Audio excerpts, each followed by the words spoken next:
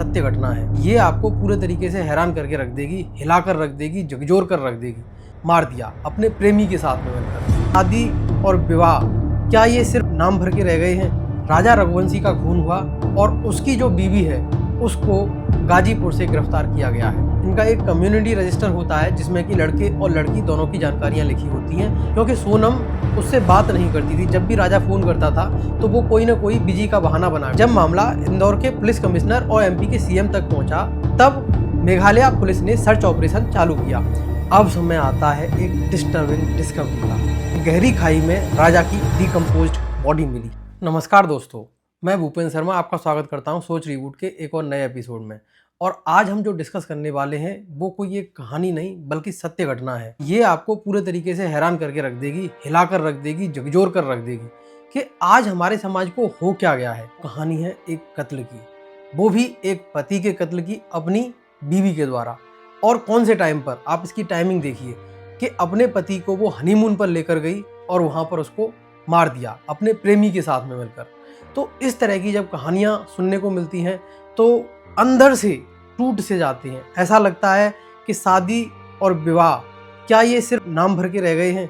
कोई लगाव नहीं होता क्या? रिश्ते नहीं होते हैं? पहले हम बात किया करते थे कि महिलाओं को दबाया जा रहा है, उन पर अत्याचार किए जा रहे हैं और बहुत सारी चीज़ें हुआ करती थी। लेकिन आज उसके उलट बहुत ज़्यादा चीज़ें देखने को मिल रही हैं। ये कोई फिल्म की कहानी नहीं बल्कि असलियत है। राजा रघुवंशी का खून हुआ और उसकी जो बीवी है उसको गाजीपुर से गिरफ्तार किया गया है। ये कहानी शुरू होती है पिछले साल अक्टूबर में और ये जो शादी थी वो एक अरेंज मैरिज थी। इसकी शुरुआत होती है एक कम्युनिटी रजिस्टर के थ्रू। इनका एक कम्युनिटी रजिस्टर होता है जिसमें कि लड़के और लड़की दोनों की जानकारियां लिखी होती हैं। अगर किसी भी पक्ष को कोई भी पसंद आ रहा है तो उसमें से वो जानकारी निकालकर दूसरे पक्ष से संपर्क करके अरेंज मैरिज की जा सकती है। तो उसी तरह से ये दोनों परिवार एक दूसरे से मिले और इन दोनों की शादी तय हुई। लेकिन राजा को सोनम का बिहेवियर कुछ अजीब सा लगा था, क्योंकि सोनम उससे बात नहीं करती थी। जब भी राजा फ़ोन करता था तो वो कोई ना कोई बिजी का बहाना बनाकर फ़ोन करने का मना कर देती थी या कट कर देती थी। इस बात को उसने अपनी सासू माँ को भी बताया। तो जब उनकी तरफ से ये बात की गई तो फिर थोड़ा सा बात होना स्टार्ट हुई। शादी के बाद राजा हनीमून के लिए कश्मीर जाना चाहता था, लेकिन एक एक्सीडेंट की वजह से इनका वो प्लान कैंसिल हो गया। उसके बाद में अभी उनकी बीवी सोनम ने मेघालय के टिकट्स बुक कर दिए, जिसे देखकर राजा हैरान भी था लेकिन एक तरीके से उसको खुशी भी थी कि उसकी वाइफ ने सारी चीज़ें प्लान कर रखी हैं। उसके बाद में वो 20 मई को आसाम पहुंचे। वहां पर उन्होंने कामाख्या देवी मंदिर में देवी माँ के दर्शन किए और 22 मई को वहां से मेघालय पहुंचे। मेघालय में चेरापूंजी के पास वो एक होम स्टे में रुके। वहां से उन्होंने एक स्कूटर रेंट किया और घूमने के लिए निकल लिए। और फिर आई वो तारीख 23 मई की सुबह 5:30 बजे उन्होंने होटल से चेकआउट किया। इतनी सुबह इतनी जल्दी जाने का देखकर राजा थोड़ा सा हैरान था। उनका जो प्लान था वो वहाँ से 330 किलोमीटर जाकर एक वाटरफॉल देखने का था। वहाँ पर कर्फ्यू भी लगा हुआ था और रास्ता भी बेहद खतरनाक था। दोपहर तक सोनम ने राजा की माँ से, मतलब अपनी सासू माँ से फ़ोन पर बातें भी की और उसने बताया कि वो एक कैफ़े में ठहरे हुए हैं। लेकिन दोपहर के 2 बजे के बाद दोनों के फ़ोन स्विच ऑफ जाने लगे, जिसे देखकर उनके घर वालों को थोड़ी सी चिंता हुई। 24 मई तक जब उनसे कोई संपर्क नहीं हो पाया तो राजा की फैमिली बहुत ज़्यादा परेशान हो गई और उन्होंने जहां से उन्होंने स्कूटर रेंट किया था उनसे संपर्क किया। जब उनसे संपर्क किया तो पता चला कि अभी तक उनका स्कूटर वापस ही नहीं आया था। इसके बाद राजा का भाई शिलोंग में गया और पुलिस थाने में उन्होंने एक रिपोर्ट दर्ज कराई। शुरू में तो पुलिस ने इस मामले को बिल्कुल भी गंभीरता से नहीं लिया, लेकिन जब मामला इंदौर के पुलिस कमिश्नर और एमपी के सीएम तक पहुंचा तब मेघालय पुलिस ने सर्च ऑपरेशन चालू किया। सर्च ऑपरेशन में उनका स्कूटर तो मिल गया, लेकिन सोनम और राजा का कोई भी अता पता नहीं चला। अब समय आता है एक डिस्टर्बिंग डिस्कवरी का। होता क्या है कि पुलिस को वहां पर एक लोकल गाइड मिलता है जो बताता है कि उसने सोनम को 3 और अन्य हिंदी बोलने वाले लोगों के साथ में देखा था, जो कि यहाँ के निवासी तो बिल्कुल भी नहीं लगते थे। अब उसने एक चीज़ और नोटिस की कि जब वो 3 लोग जा रहे थे तो वो 3 लोग राजा को अपने साथ लेकर वाटरफॉल की तरफ जा रहे थे, जबकि सोनम उनके पीछे की तरफ जा रही थी। इस एरिया में पहले भी रॉबरी और ऐसे कुछ इंसिडेंट हो चुके हैं, तो थोड़ा सा खतरनाक ये एरिया पहले से ही था। फिर 27 मई को पुलिस को वहाँ पर इनके स्कूटर से काफ़ी दूर इनके बैग्स मिले एंड फिर समय आता है 2 जून का।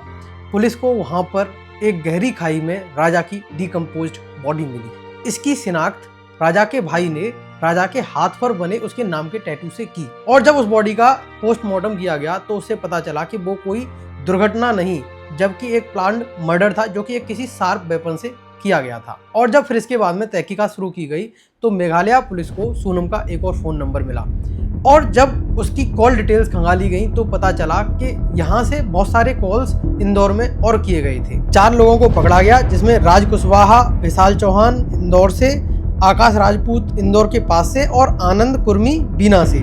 और 8 जून को सोनम को गाजीपुर से गिरफ्तार किया गया। वो किसी से फोन मांगकर अपने घर पर कॉल करने के लिए बोल रही थी। राजा के भाई ने सीधे सीधे सोनम पर उसके भाई के कत्ल का आरोप लगाया है, जबकि सोनम की फैमिली इसको एक कॉन्स्पिरेसी थ्योरी बता रही है और सीबीआई इंक्वायरी की डिमांड कर रही है। और जब इस मामले की गहराई से जांच की गई तो पता चला कि सोनम ने अपने एक आशिक के साथ में मिलकर अपने पति का कत्ल किया है और उसके पूरे कत्ल की साजिश उसने उसी के साथ मिलकर रची थी। यहाँ पर एक सवाल बहुत गहराई के साथ में हमको ये सोचने पर मजबूर कर देता है कि आज के युग में लोगों को हो क्या गया है।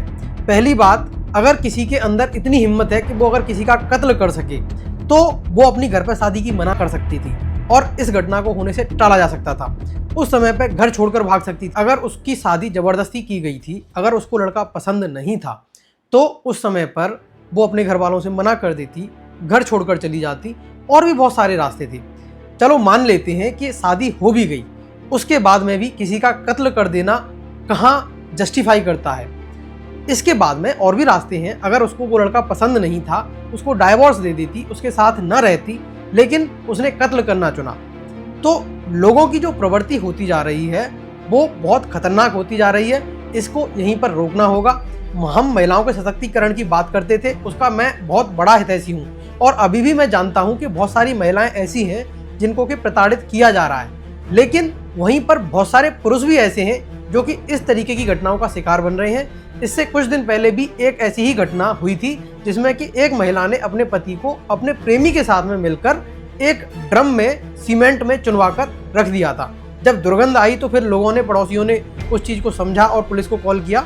उस कहानी को कभी किसी और वीडियो में डिस्कस कर लेंगे। पता नहीं ये जाने कौन सा नया ट्रेंड चल पड़ा है जहाँ पर अनहैप्पी मैरिजेज होती हैं और जो एक्स्ट्रा मैरिटल अफेयर्स होते हैं वो लोगों को किसी का कत्ल करने तक प्रेरित कर देते हैं। ये घटना हमें यह सोचने पर मजबूर कर देती है कि आखिर क्या वजह रही होगी कि कोई व्यक्ति इस हद तक आगे जाकर किसी व्यक्ति का कत्ल तक कर सकता है।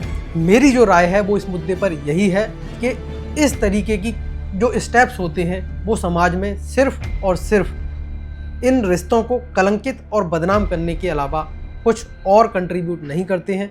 तो आप सबको अगर कहीं भी किसी भी चीज़ में कोई परेशानी है तो बातचीत उस विवाद का हल है। अगर बातचीत से भी बात नहीं बन रही है तो आप कोर्ट केस कर सकते हैं, जा सकते हैं, किसी को छोड़ सकते हैं, तलाक दे सकते हैं, बहुत सारे अन्य रास्ते हैं, लेकिन किसी की जान लेना कोई भी कहीं से भी अच्छा रास्ता नहीं है। इसको कोई भी जस्टिफाई नहीं कर सकता है।